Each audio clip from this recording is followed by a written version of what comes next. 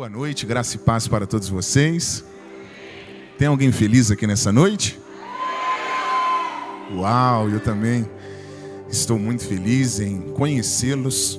A Deus seja a glória por tudo que já aconteceu, por tudo que está acontecendo e por tudo que ainda irá acontecer. Alguém deseja ouvir a palavra de Deus?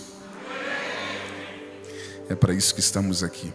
Você que trouxe a sua Bíblia, por favor, abra ela no livro do profeta Jeremias, capítulo 18. Jeremias, capítulo 18, é um dos textos, sem sombras de dúvidas, mais conhecido de toda a Bíblia. Está assim a palavra de Deus.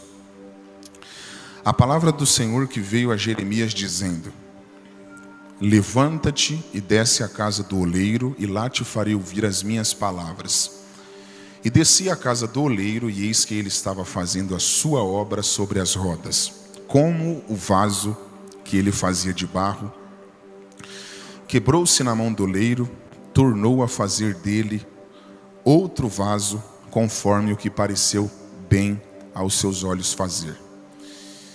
Então veio a mim a palavra do Senhor dizendo: não poderei eu fazer de vós como fez este oleiro, ó casa de Israel? Diz o Senhor. Olha que tremendo isso. Eis que como barro na mão do oleiro, assim sois vós na minha mão, ó casa de Israel.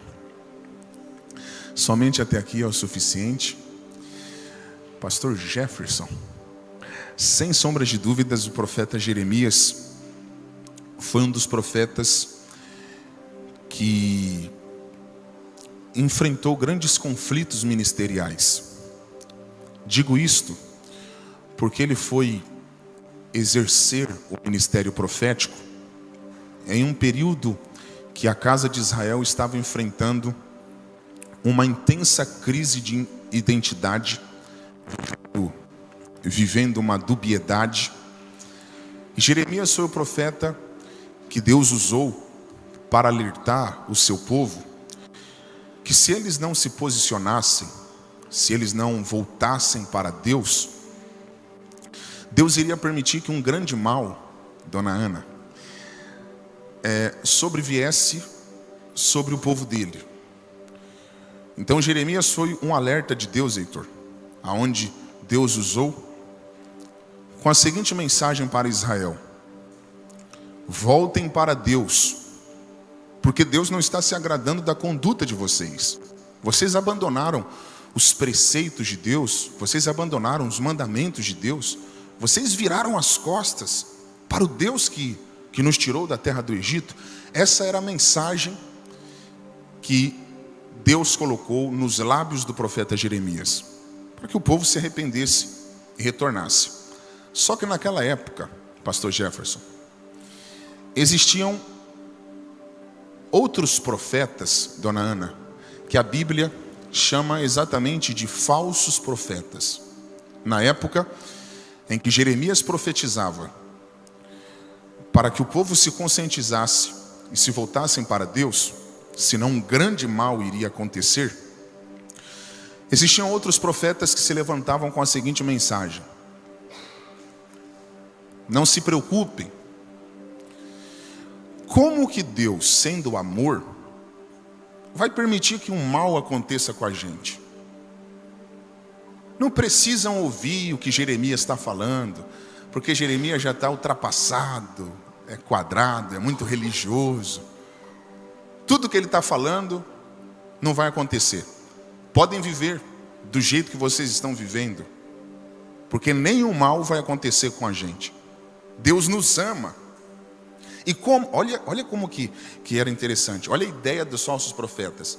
Como que um Deus que nos ama vai permitir que um mal nos sobrevenha? Dona Ana, agora o povo de Deus está com dois tipos de mensagens.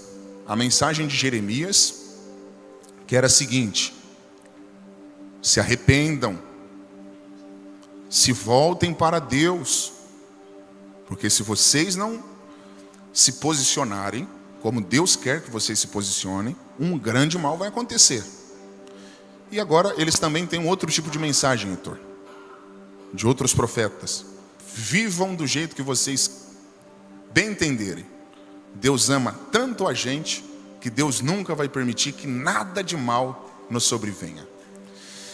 Entre uma mensagem de confronto e uma mensagem que valida o que nós estamos fazendo, naturalmente é muito mais agradável acatar a mensagem de validação, por mais errado que estejamos. Porque de certa forma, quando alguém valida o que nós estamos fazendo, nós encontramos conforto na opinião daquela pessoa, na mensagem daquela pessoa. Então o povo, Heitor, tendo essas duas mensagens, a de Jeremias de confronto e a dos falsos profetas, que amassageava o ego deles, qual foi a mensagem que eles escolheram? A dos falsos profetas. Ao ponto de Jeremias se sentir tão frustrado, que chegou um momento do ministério dele que ele falou assim: nunca mais eu profetizo em nome do Senhor. Porque as palavras de Deus parecem que são vergonha nos meus lábios. Eu profetizo, só que o povo não dá credibilidade para a minha profecia. Como que eu vou ficar profetizando, sendo que ninguém dá credibilidade para o que eu profetizo? Resumindo para vocês, por causa dos caminhos tortuosos que Israel decidiu trilhar, e por não darem ouvidos à palavra do profeta Jeremias, o grande mal que Jeremias profetizou sobreveio. Aquilo que o povo achou que nunca ia acontecer, pastor Jefferson, aconteceu. Um rei chamado Nabucodonosor, rei do Império Babilônico, o rei da Babilônia, ele era poderosíssimo, dona Ana.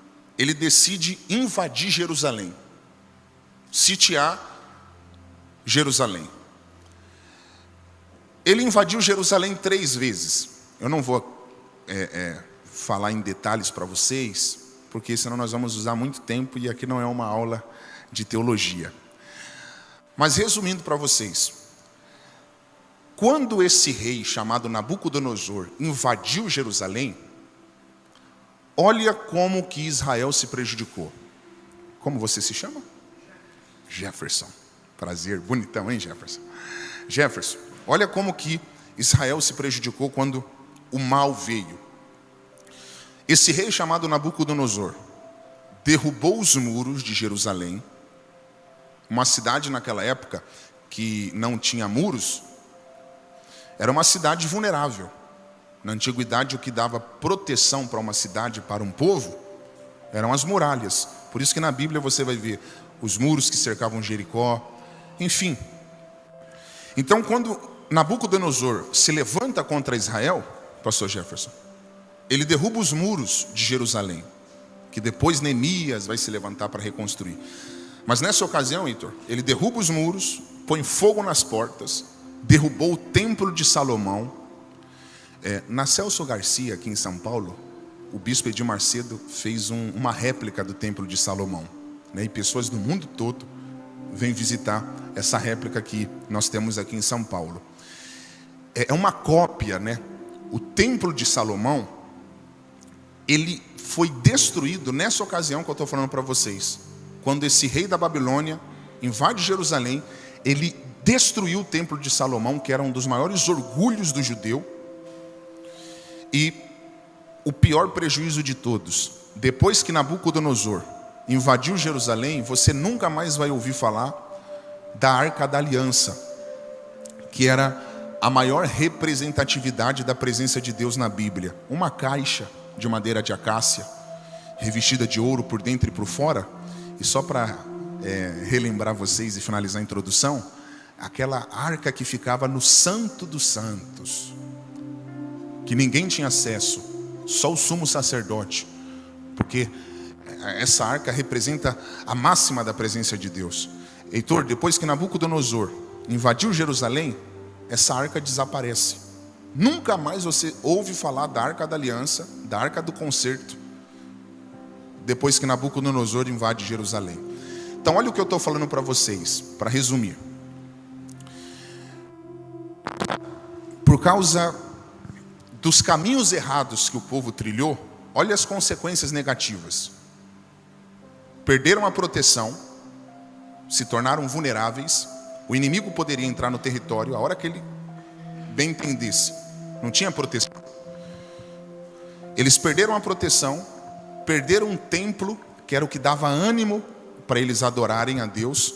Tanto é que quando os babilônicos pediam para que os exilados cantassem um cântico do Senhor, o cântico de Sião, Heitor, os judeus que foram levados para a Babilônia, eles falavam o seguinte: como nós vamos cantar o cântico do Senhor em uma terra estranha? Eles perderam o prazer de adorar a Deus. Muito obrigado. Então eles estão desprotegidos, acabou a adoração, cessou literalmente a adoração e perderam a presença de Deus. Jeremias foi o único profeta que permaneceu em Jerusalém nesse período caótico que eu estou falando para vocês. Por isso que ele foi o único que escreveu um livro chamado Lamentações de Jeremias.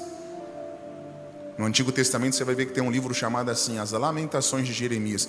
Porque Jeremias, pastor Jefferson, andou em Jerusalém, ele viu os dois lados da moeda. Ele viu Jerusalém de pé, e ele profetizou: gente, se volte para Deus, senão isso aqui vai virar uma ruína. Depois que virou a ruína, ele caminha sobre a cidade destruída. E aí ele expressa nesse livro as suas lamentações pelo momento difícil que Israel enfrentou, que foi o momento do exílio, o momento do cativeiro. Deus, no capítulo 18, está chamando o profeta, nesse período de caos, para um diálogo. Aqui no capítulo 18, Deus está usando uma linguagem figurativa para tratar tudo isso que eu estou falando aqui para vocês. Vocês irão perceber que quando Jeremias chega na olaria, ele vai ver um oleiro trabalhando sobre um vaso, e aí esse vaso se quebra. Pastor Raik, o que significa, na literalidade do texto, o vaso que se quebra? Representa os judeus que foram levados cativos para a Babilônia. Então Deus está tratando, dona Ana, e eu acabo a introdução agora, Deus está tratando desse momento difícil. Luana, então Deus leva o profeta Jeremias na casa do oleiro para mostrar para ele como que estava a real situação de Israel.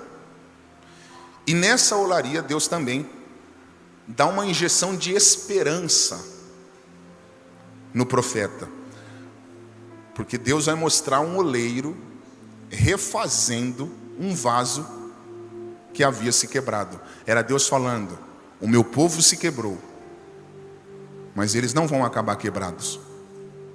Eu vou restaurar a sorte do meu povo outra vez. Então é exatamente sobre isso que se trata esse texto. E eu gostaria de ser muito objetivo, direto ao ponto. Eu só estou aqui explicando para vocês entenderem do que se trata essa história. Pastor Jefferson, o senhor pode me ajudar aqui rapidinho? Dentro dessa linguagem figurativa, existem duas figuras aqui no capítulo 18. O oleiro, que representa o próprio Deus, e o vaso, que representa a casa de Israel, o povo de Deus. Vê o que Deus falou com Jeremias no versículo 1, por favor. A palavra do Senhor que veio a Jeremias, dizendo... Espera aí. Quem que está falando com o profeta? O Senhor. Você é inteligente, hein? Vamos ver o que Deus falou. Lê o versículo 2. Mais legal que não tem nada combinado, viu, gente? Eu conheci o pastor agora. Levanta-te, desce à casa do oleiro, e lá te farei ouvir as minhas palavras. Pastor Jefferson, no versículo 1, Deus está falando com o profeta. Sim. No 2, Deus está dando uma direção. Deus mandou o profeta fazer uma visita aonde? A casa do oleiro. Na casa do oleiro. Você é inteligente mesmo. Por que Deus mandou Jeremias visitar a casa do oleiro? Está lá. Vê depois da vírgula qual é o propósito pelo qual Deus mandou o profeta ir para a olaria. E lá te farei ouvir as minhas palavras. Então Deus mandou Jeremias visitar a olaria para quê? Para ouvir. Ouvir as palavras do Senhor. Isso aqui não tem no Google. Certo. E se ele não pegar, a gente já acaba o culto. Dona Ana, isso aqui não é para boiando. Quem estiver boiando não vai pegar. Porque tem gente que boia e não pega nada. Deus mandou o profeta ir para a olaria com qual objetivo? Ouvir Hã? as palavras. Ouvir as palavras. De quem? De Deus. De Deus. Tá, mas a pergunta é essa. No versículo 1, quem que falou com Jeremias? O Senhor. Tá, já pegaram ali. Se Deus já falava com o profeta, pastora, aonde ele estava, ninguém sabe onde ele estava no versículo 1. Se ele estava na casa dele, se ele estava na casa do amigo. Mas está aqui, claro, Lu. Aonde ele estava, ele já estava ouvindo Deus. Faz sentido? Faz sentido. Se aonde ele estava, ele já estava ouvindo Deus, por que Deus está mandando ele ir para a olaria para lá ouvir as palavras? Se aonde ele estava, ele já estava ouvindo. Pode. Pode falar? Pode ou não? Porque tem hora que Deus precisa nos levar a um lugar íntimo para tratar com a nossa vida, nossa alma, em lugares mais secretos.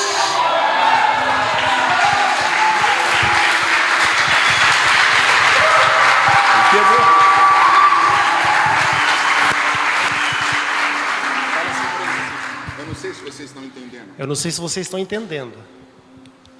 No versículo 1, No verso 1, Jeremias já ouve Deus. ele já ouve Deus. Mas o convite que Deus está fazendo Mas o convite que Deus faz é para ele trocar de nível. é para trocar, é para trocar de nível. Você não ouviu? Vocês não pegaram nada, gente. Vou repetir. Vou repetir. O nível da revelação O nível da revelação que Jeremias tem no versículo que Jeremias tem no verso 1 é um. é um. E Deus está falando. E Deus está falando. Jeremias, Jeremias, eu tenho um novo nível de revelação para você acessar.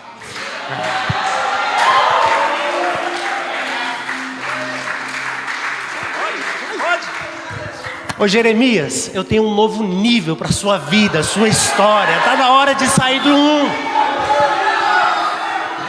Eu tô todo arrepiado, gente. Aleluia. Heitor, olha o que eu estou falando aqui. Jeremias já ouve Deus onde ele está. No versículo 1, ele já está ouvindo Deus. Só que aí Deus está falando, Jeremias, o nível que você está desfrutando é 1. Só que eu tenho um novo nível de revelação para você acessar. O que você precisa entender é o seguinte, pastor, se ele não pegar, a gente pula lá. O que você precisa entender é o seguinte: não tem como você acessar um novo nível de revelação em Deus aplicando a mesma disposição. Eu vou repetir de novo. Sempre que Deus te convidar para acessar um novo nível de revelação, você vai ter que trocar um nível de disposição. Vocês estão conseguindo pegar? Pastor, está tudo ok? O microfone? Está tudo aqui. Jeremias está desviado no versículo 1? Não. Jeremias está ouvindo Deus. Está ouvindo Deus. Só que olha o que Deus está falando. Levanta-te. Se disponha.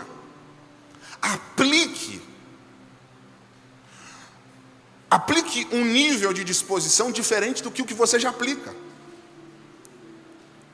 Porque para você acessar um novo nível de revelação que Deus tem para você, você vai ter que aplicar um novo nível de disposição. Tem pessoas querendo acessar um novo nível de visão com o mesmo nível de disposição.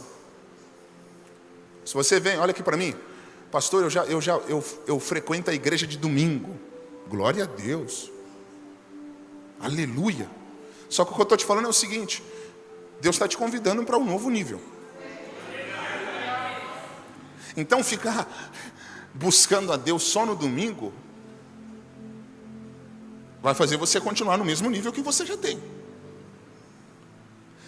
Eu estou falando aqui para pessoas que ouvem Deus, que desfrutam de relacionamento com Deus, mas que estão vivendo um comodismo espiritual.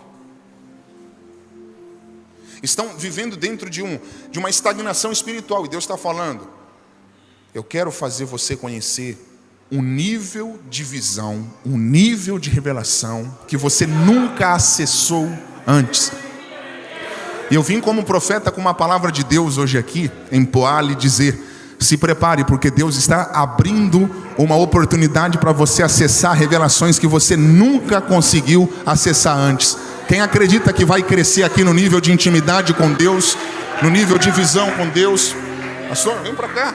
Está muito distante, fica perto. O cara está lá atrás fazendo o quê?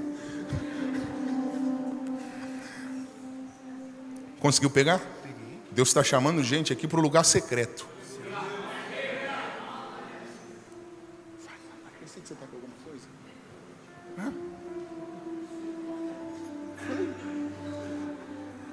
Ele deixou, irmão.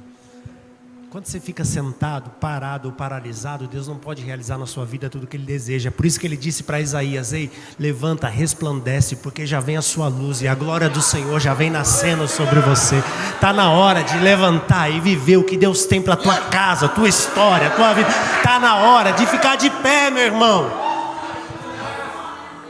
Heitor, dona Ana, olha que interessante. Não é Deus não está falando, Lu: Jeremias, eu vou te levantar para viver um novo nível. Deus só é você que tem que se levantar. Vocês pegaram? Tem gente aqui que estou esperando Deus vir pegar na minha mão e me levar para o novo nível. Aí Deus está falando: não, é você que tem que levantar.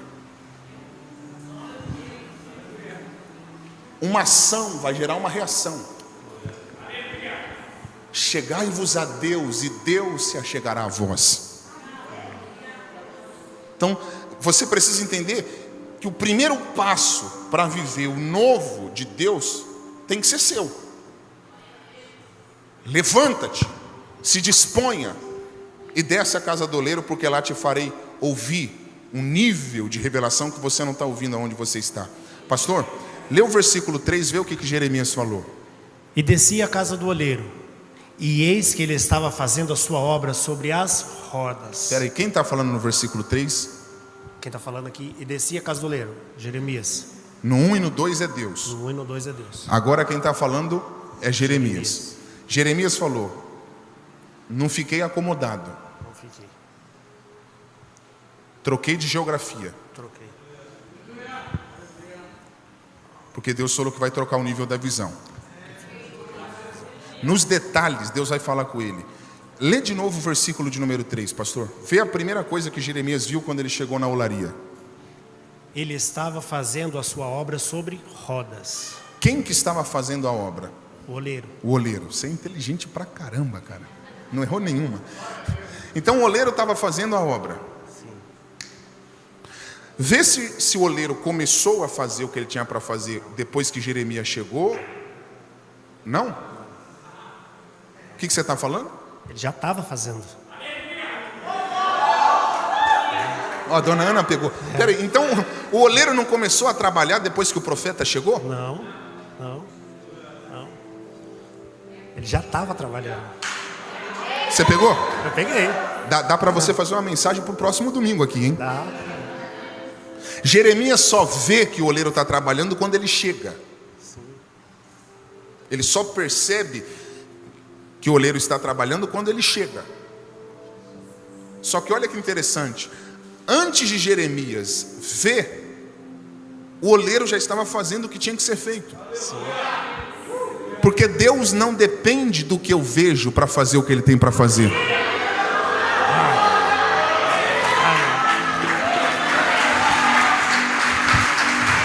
Você pensa que não está acontecendo nada. Se eu estivesse no teu lugar, eu teria aproveitado para pegar. Tem gente que levantou a mão ali. Você pensa que não está acontecendo nada, mas Deus me trouxe hoje aqui para lhe dizer: eu estou trabalhando além da sua capacidade visual. Chacoalha a mão de quem está do seu lado, chacoalha a mão de quem está do seu lado, chacoalha a mão de quem está do seu lado. E fala assim, ó, se você tivesse ideia do que Deus está fazendo, você não estaria preocupado.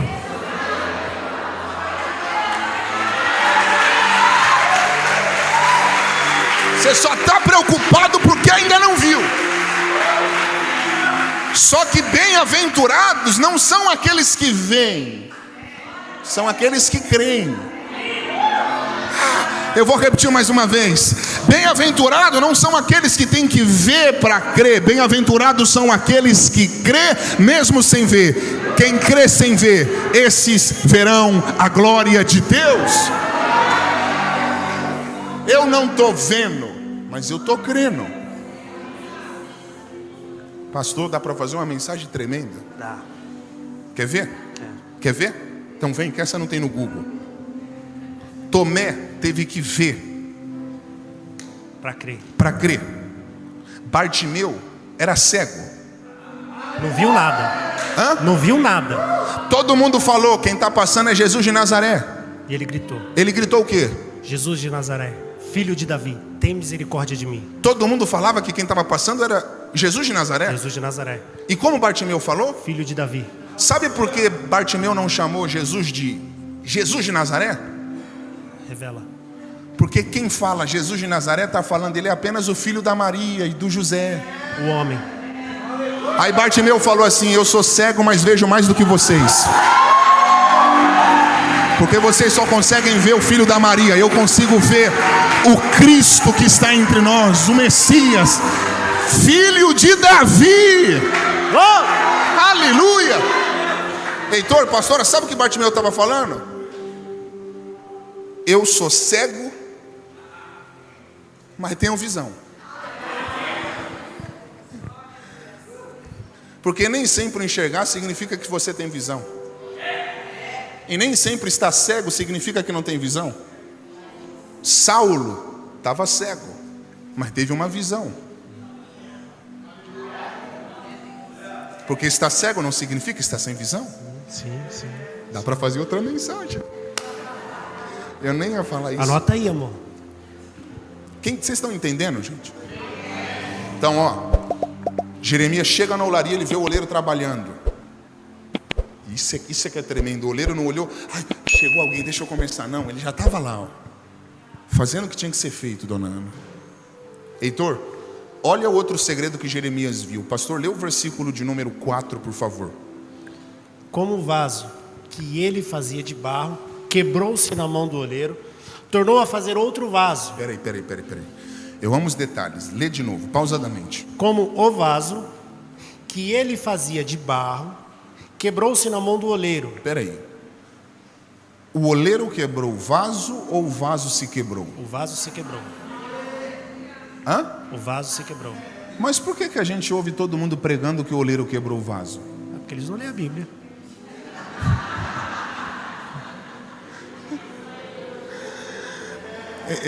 Eu cresci no meio pentecostal e eu sou pentecostal até hoje. Eu vou morrer pentecostal.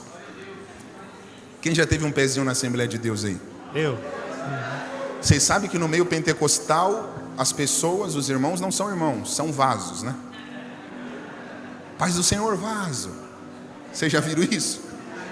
O Heitor sempre foi revoltado com isso. Ele falava assim, eu não entendo porque as pessoas ficam falando vaso. Eu falei, é uma linguagem pentecostal. Ele é batista. É brincadeira. Por isso que ele não deu glória até agora. É brincadeira. Então, eu cresci ouvindo essa expressão. Deus vai quebrar o vaso. Deus vai... Tipo assim, ó, quando um crente pensa que o outro está meio mala, qual é a expressão que ele usa? Cuidado, vaso. O oleiro vai te quebrar. Porque as pessoas têm uma ideia, isso aqui, eu amo os detalhes da Bíblia. As pessoas têm uma ideia de que o oleiro aqui quebrou o vaso. Só que eu estou provando para vocês, com a Bíblia, que não foi o oleiro que quebrou o vaso. Foi o vaso que se quebrou. Nessa tradução aqui está estragou-se, mas é tudo a mesma coisa. Não é o oleiro que estraga o vaso.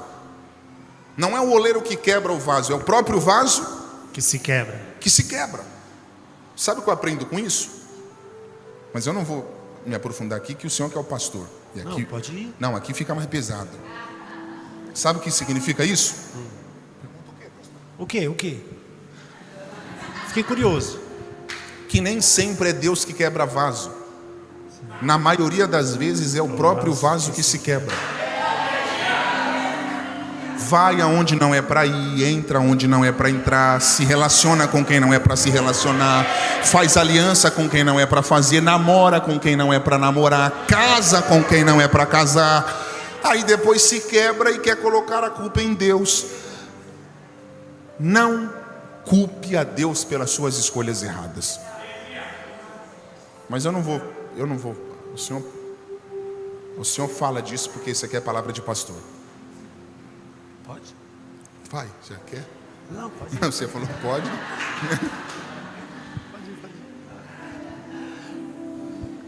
Não, pode ir. É festa, né? É festa. Vamos deixar. É festa. Deixa isso para depois. Senão os irmãos não voltam domingo que Deixa vem. para o discipulado. Deixa. Vocês estão conseguindo entender, gente? Quem dá em cima de mulher casada é o diabo? É os irmãos. Não. Sem caráter, ou com caráter mau. Com caráter mau. Quem compra e não paga é o diabo? Não, sem caráter. Quem dá em cima de um homem comprometido é o diabo? Vocês estão conseguindo entender? Tem muita coisa na vida que não é diabo não, gente. É a pessoa que decide fazer aquilo. O problema é que a gente espiritualiza tudo. Quando não é Deus é o diabo, quando não é o diabo é Deus. Mas você está entendendo? Tem muita coisa que as pessoas, é o diabo. Não é diabo não. Tem gente que não paga a luz, aí corta a luz, ela vem pedir oração porque o diabo, pastor, não é diabo, é que não pagou. Todo extremo é perigoso, gente. Olha o que eu estou falando. Todo extremo é perigoso. Uma igreja natural, 100% natural, é uma igreja perigosa. Mas pessoas também extremistas, que tudo espiritualiza, também é perigoso. Então você tem que achar o equilíbrio. Pastor, é o oleiro que está quebrando o vaso aqui? É o vaso que está se quebrando. É o vaso que está se quebrando. Deus me trouxe, a gente está brincando aqui, fazendo essa dinâmica cognitiva, tá legal. Mas Deus me trouxe hoje aqui, dona Ana, porque tem gente aqui que está no limite. Não tem o centro da vontade de Deus? Tem gente aqui que está no limite. Está na linha final da vontade de Deus. Aí Deus me trouxe hoje aqui como um alerta, porque Deus não quer te ver quebrado. Deus me usa nessa noite para falar com alguém. Foge antes que você se quebra. Saia disso antes que você se quebra. Para antes que você se quebra. Deus está te dando a oportunidade de rever os seus conceitos para você não se quebrar. Ai, pastor, eu sei quem tinha que estar nesse culto. Fulano tinha que estar para ouvir essa palavra hoje. Deus não fala com quem está ausente. Deus fala com quem está presente. E se Deus está me usando para entregar essa palavra aqui, é porque tem gente aqui que está um passo para se quebrar. Eu fui estudar, pastor, por que esse vaso se quebrou no original. Eu peguei os textos originais, fiz uma exegese. E olha que, porque nada na Bíblia está por um acaso. Tudo tem um propósito. Não existe nada aqui. Dona Ana, eu fui estudar. Peraí, quero saber o que isso significa. Os textos originais, Heitor, a expressão para falar que o vaso se quebrou é a mesma usada para falar de um cinto que Deus mandou o profeta enterrar. No capítulo 13, versículo 7, olha o que diz. E fui ao Eufrates e cavei, e tomei o cinto do lugar onde o havia escondido, e eis que o cinto tinha apodrecido e não prestava para nada. Jeremias 13, 7, se vocês conseguirem colocar. Essa ocasião aqui foi uma ocasião, Heitor, que Deus mandou o profeta pegar o cinto dele, colocar na fenda da rocha, ali junto ao rio Eufrates, e depois de muito tempo Deus mandou o profeta voltar lá e pegar o cinto. Quando ele voltou, pegou o cinto estava podre, não prestava mais para nada. Deus falou: é assim que eu vou fazer com a soberba de Israel, é assim que eu vou fazer com a soberba de Judá. Nos textos originais, pastor, sabe por que o vaso se quebrou na mão do oleiro? Por quê? Porque o barro estava podre. Pegou? Peguei. A matéria que estava sendo trabalhada era uma matéria apodrecida. Por isso que se quebra. Sim. Agora, deixa eu te fazer uma pergunta. Quem escolhe? É o barro que escolhe para a roda, ou é o oleiro que escolhe o barro para ser trabalhado? É o oleiro que escolhe o barro. Então deixa eu te fazer uma pergunta. Se o oleiro sabia que esse barro aqui poderia comprometer o resultado final, por que ele não pegou um barro melhor? Porque Deus escolhe as coisas loucas deste mundo para confundir a sábia. Deus escolhe o que não é para confundir o que é. Deus escolhe as coisas insignificantes para confundir as fortes. Ou seja, Ele pega o que não é, transforma e faz ser. Uau! Repete de novo. Ele pega o que não é, transforma e faz ser. Luana, Heitor, a gente acaba aqui. Se o oleiro pegasse um barro perfeito, no final, todo mundo ia falar: deu certo porque era bom. Eles não ouviram. Eu vou repetir de novo, tem gente que pegou. Se o barro fosse perfeito, no resultado final todo mundo ia falar: ah, mas deu certo porque é perfeito. Aí o oleiro olhou para um barro com imperfeições, com fragilidade, e falou: eu gostei desse, porque aqui está a oportunidade para eu manifestar a minha glória.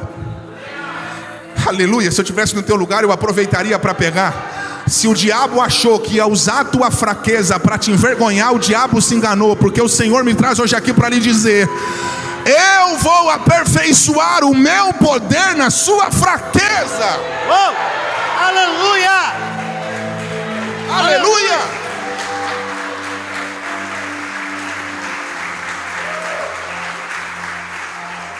Fala para quem está do seu lado.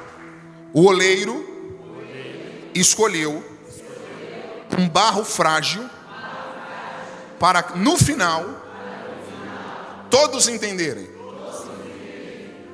Não é sobre a qualidade do barro,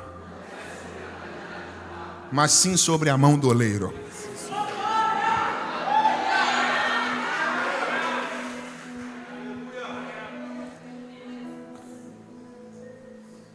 É exatamente nas suas fraquezas que o poder de Deus se manifesta. Eu não sei se vocês estão entendendo, mas essa palavra é profunda. Porque esse barro apodrecido somos nós.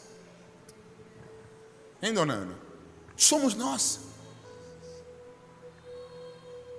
Todos nós temos uma natureza apodrecida. Pastor, olha que lindo, olha para eles, todo mundo quietinho, ó. Parece um monte de anjo, né? Olha aí. Um monte de auréola, né? Não parece? Imagina na escola, parece que todo mundo foi tranquilinho na escola, não parece? Ó? Não, tem uns aqui que eu conheço. Tem gente aqui que só falta auréola, aureolizinha. Fala: nossa, que anjo. Mas tem gente aqui que desde a escola dava trabalho. Dava, muito. Era da turma do fundão. Era. Olha lá, alguém falou: eita Jesus. Olha lá. Jogava papel, giz, era terrível. Quem te via muito louco na balada, no boteco, enchendo a cara de cachaça, quem diria que hoje você estaria dando glória a Deus, aleluia, eu creio? Quem diria que você seria crente? Todo mundo olhava para você e falava: não tem jeito não, esse barro aí, esse aí não tem como não. Isso aí é ruim, isso aí vai dar trabalho. O oleiro olhou para você e disse assim: eu acredito em quem ninguém quer acreditar, eu invisto em quem ninguém quer investir. Aleluia. Existem pessoas aqui que não estão conseguindo lidar com esse lado frágil. E hoje eu não vim pregar, pastor, para quem está bem. Eu sei que isso aqui é uma festa, Heitor. Só que existem pessoas aqui que não estão conseguindo lidar com a própria fragilidade. Paulo, que fala assim: eu queria ser 100% crente. Eu queria orar todo dia. Sabe quando você está na presença de Deus e Deus se manifesta? Aí você começa a fazer promessas. Eu não vou mais errar. Eu não vou mais ter relação sexual antes do culto. Eu não vou mais acessar site pornográfico. Eu não vou mais isso. Sabe quando Deus desce? E aí você começa a fazer promessas que vai melhorar nas áreas que você sabe que você está fraco. Porque a presença de Deus te constrange. Você faz promessas porque você quer acertar. O problema é que Paulo disse assim: o bem que eu quero, eu não consigo fazer. Eu queria ser perfeito, 100% crente, mas o bem que eu quero eu não faço. E o mal que eu não quero, esse eu sempre estou fazendo. Olha aqui, eu não estou falando que é pastor Raik que falou isso. Eu não estou falando que foi bispo Júlio Vertúlio. Eu não estou falando que foi pastor Gerson. Eu estou falando que foi o apóstolo Paulo, o homem que abdicou de tudo para viver pela missão. Esse homem disse: eu queria alcançar a plenitude da perfeição, mas eu estou preso em um corpo que foi vendido como escravo. Um corpo limitado, um corpo tendencioso às coisas de baixo, da terra. E hoje eu vim pregar para pessoas que estão tendo dificuldade de lidar com essa fragilidade e que estão pensando em desistir. Jesus me trouxe hoje aqui para falar com você: eu não errei quando eu te escolhi. Mas pastor Raik, eu já tentei milhares de vezes e até hoje eu não consegui. Eu já fiz tantas promessas e até hoje não consegui. Você vai desistir? Não foi você que escolheu ser crente, foi Ele que te escolheu. E você precisa entender que você está em um processo. Aleluia, eu vou repetir de novo. Você está em um processo, então respeite o processo. Se Ele te escolheu, você precisa entender que o amor dele é muito maior que a sua imperfeição. Fala educadamente para duas pessoas: Deus não errou quando te escolheu.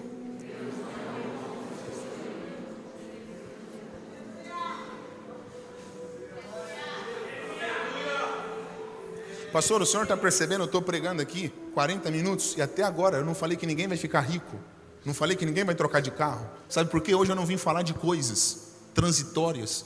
Hoje eu vim falar de um amor maior do que tudo que você pode experimentar. Porque você tendo dinheiro ou não tendo dinheiro, você vai ter problemas na vida. Você alcançando os seus sonhos ou não alcançando os seus sonhos, você vai ter problemas na vida. Os problemas só mudam, mas eles sempre existirão. Os conflitos sempre existirão. Se você se render a esse amor, venha o que vier, haja o que houver, você estará firme, porque esse amor te sustentará todos os dias, em qualquer situação da sua vida. Lembra quando Jesus chamou Pedro para caminhar sobre as águas? Sim. No meio do caminho, o que aconteceu? Ele afunda. Hã? Ele afunda. Por que ele afundou? Porque duvidou. Hã? Teve medo, duvidou. Se ele não pegar, eu não volto mais aqui. Eu estou falando sério, porque isso aqui... Gente. Heitor, liga o carro, a chave está lá, né? Liga. Deixa o ar ligado que está calor. Quando Pedro afundou, Jesus deixou Pedro morrer afogado? Não, não. Mas peraí, você não acabou de falar que Pedro afundou porque ele errou? Sim, mas mesmo nas nossas fraquezas, ele decide estender o braço e dizer: eu sou com você, levanta. Sabe por que Jesus não deixou Pedro morrer afogado, dona Ana? Oi, por quê? Porque para Jesus o que vale não é o Pedro que afunda, é o Pedro que tem coragem de sair do barco. Os homens só vão olhar para o Pedro que afunda. Eu ouço tantas pregações que os pastores dizem: não façam como Pedro, que andou sobre as águas, mas afundou. Agora a pergunta é essa: quem além de Pedro andou sobre as águas? As pessoas falam com tanta naturalidade, não façam como Pedro, que andou sobre as águas e olhou para o vento e afundou. É tão fácil andar sobre as águas, né, gente? Eu estava dando na praia, caminhando sobre as águas. O que eu estou falando é o seguinte: ninguém além de Pedro, nós não podemos considerar Jesus porque ele é Deus. Nenhum homem além de Pedro caminhou sobre as águas. Então como eu vou olhar para um feito tão ousado e falar assim: ele errou, olhou para o vento? O que eu vejo são pessoas que nunca deram um passo falando mal do Pedro que afundou. Se você nunca deu um passo sobre as águas, não critica o Pedro que afundou. Pastor Raí, que o senhor está querendo negar que Pedro afundou? O senhor está querendo falar que Deus se agradou que Pedro afundou? Eu não estou falando isso não. Estou deixando claro, Pedro afundou. Mas Jesus deixou ele morrer? Não. Olha como tudo é questão de perspectiva. Vê o que fica melhor. Pedro andou sobre as águas, mas afundou. Vamos trocar a perspectiva? Pedro até afundou, mas foi o único que andou sobre as águas. Mas Pedro andou. O que eu estou falando é o seguinte: todo mundo carrega virtudes e fraquezas. Se você olhar só para suas fraquezas, você vai falar: eu não presto, eu não me encaixo no padrão de igreja, eu não sirvo para ser crente. Se você olhar só para o teu lado mal, você precisa entender que você tem um lado bom também. Esse lado bom está sendo trabalhado, está sendo aperfeiçoado, e de glória em glória, aquele que começou a boa obra, ele vai terminar. Pastor, que interessante que o senhor falou que quando Jesus salvou Pedro, ele não correu. Não. O senhor falou que ele estendeu a mão. Estendeu a mão. Então quer dizer que Jesus estava exatamente no lugar que Pedro afundou? Sim, no mesmo lugar. Só entre nós dois. Nem Pedro, quando sai do barco, sabia que ia afundar. Não sabia. Porque se ele soubesse, ele não sairia do barco. Não. Não. Mas quem convida Pedro para caminhar sobre uma realidade profética, já conhecia as conhece o limite dele. Já. É por isso que 2 Coríntios 4:4, o meu poder não é o lado externo, é o que foi depositado dentro do vaso, não é sobre o vaso, é o que foi colocado dentro dele, a glória, a grandeza e o poder de Jesus. O vaso pode até cair, rachar, afundar, mas ele decidiu dizer: eu vim te levantar das suas fraquezas, porque não é sobre você, é sobre o que ele colocou dentro de você.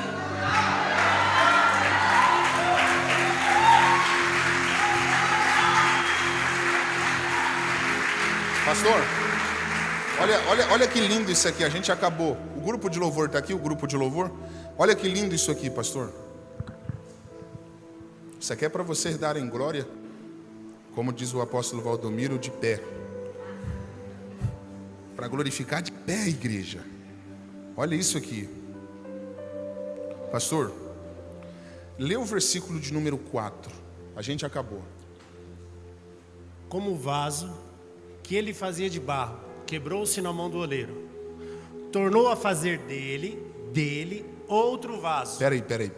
O problema aqui não é o oleiro. Não. É a matéria. É a matéria. O senhor está falando que o oleiro quer um novo resultado. Quer um novo resultado. O mais coerente, se ele quer um novo resultado, não era ele pegar uma nova matéria? Sim. Você é inteligente pra caramba. Sim. Por que ele não trocou a matéria se ele quer um novo resultado? Porque Deus não descarta o vaso ou a matéria quando ela falha, mas Ele decide trazer para perto, consertar e dizer: é com você.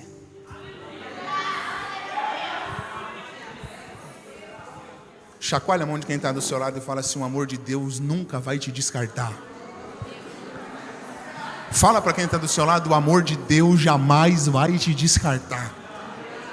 Enquanto você não pegar, alguém lá atrás já pegou. O amor de Deus jamais vai te descartar. O vaso comprometeu a obra, então. A matéria comprometeu o resultado. O oleiro poderia falar: vou trocar. Porque o que comprometeu tudo que eu fiz aqui foi a matéria. Mas ele não trocou. Porque o amor de Deus não nos descarta. Eu já ouvi muita gente falando, como é o teu nome? Caio. Eu já vi muita gente falando, Caio, você tem que fazer a obra de Deus, porque se você não fazer a obra de Deus, se você não realizar a obra de Deus, Deus vai levantar outro e te colocar no teu lugar, viu? Aí parece que Deus é o patrão e nós somos funcionários. Porque quando eu ouço alguém falando assim, se o Caio não realizar, Deus levanta outro para realizar, então isso aqui é uma empresa, aonde eu sou avaliado pelo tanto que eu produzo. Caio, o que eu estou falando é o seguinte: o que Deus tem na vida do Caio, Ele não tem na vida do outro, é só na do Caio. Deus pode até levantar outros, mas Ele quer o Caio. Deus pode levantar outros, mas o que Ele tem na vida do Raí, que é na vida do Raí que está pegando. Então nós não somos descartáveis para Deus. Isso aqui não é um negócio, isso aqui é reino. Nós não somos funcionários, nós somos filhos. Ele é o nosso Pai. Deus nunca vai te descartar. Na verdade, Deus não está interessado no que você pode fazer, no que você pode oferecer, no que você pode produzir. Deus está interessado em você. E quando você entende esse amor, o mundo perde o valor para você. Quando você entende esse amor, o mundo perde o valor para você. Aí você passa a servir a Deus em um outro nível. Por exemplo, todos nós poderíamos agora estarmos em outros lugares. Eu não estou aqui porque um anjo colocou uma espada na minha garganta e falou, vai pregar senão eu te mato. Eu poderia estar na balada, poderia estar zoando, poderia estar muito louco, poderia estar bebendo, poderia estar fumando maconha. Você também poderia estar fazendo um monte de loucura. Mas quando nós olhamos para esse amor, dona Ana, nos constrange. Como eu vou virar as costas para um Deus que me amou quando ninguém queria estar perto de mim? Como eu vou abandonar um Deus que me ama conhecendo as minhas fraquezas e as minhas imperfeições? Quando eu olho para esse amor, eu me constranjo.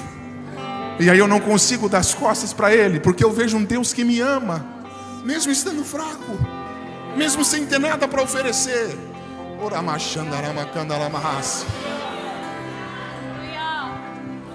Talvez você está pensando que o teu problema é falta de dinheiro. Talvez você está pensando que o teu problema é falta de oportunidade na vida, é falta de crescimento profissional. Talvez você está responsabilizando vários fatores para justificar o motivo da sua insatisfação na vida. Mas Deus me trouxe hoje aqui para lhe dizer, se entregue ao meu amor, se renda ao meu amor, porque Ele vai te satisfazer, Ele vai te preencher. Não tem carro importado, não tem viagem legal, não tem dinheiro na conta que pode satisfazer o ser humano como o amor de Deus.